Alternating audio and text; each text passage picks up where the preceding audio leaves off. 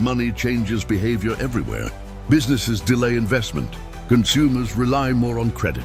Governments feel pressure from higher debt servicing costs. This isn't a US problem, it's a global constraint because the dollar sits at the center of the financial system. When rates stay high longer, the entire system tightens. And that tightening is already showing up in growth. On January 8, 2026, Reuters reported that the United Nations expects global economic growth to slow to just 2.7% this year. That number matters.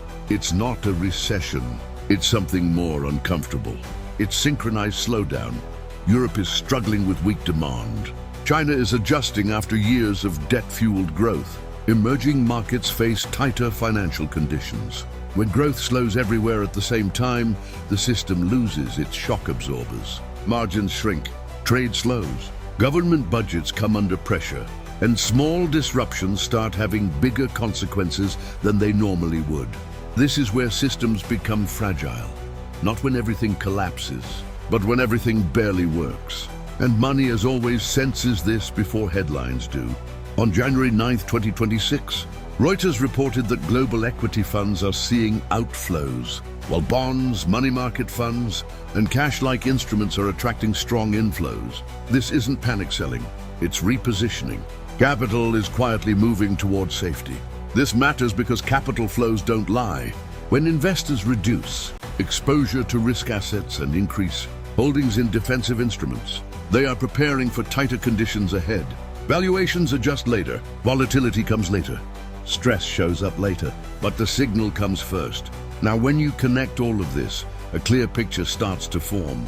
Energy supply is being politically adjusted because the system cannot tolerate shortages. Monetary policy is constrained because inflation refuses to fully disappear.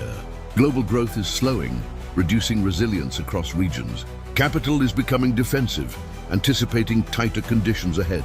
None of these signals alone mean crisis, but together they tell us something important. The global system is tightening, not breaking, tightening. And historically, periods like this are when money reallocates. Supply chains shift, trade routes adjust, and power gradually moves from one part of the system to another. These are the moments when the next cycle is quietly being built. That's why we watch signals, not headlines.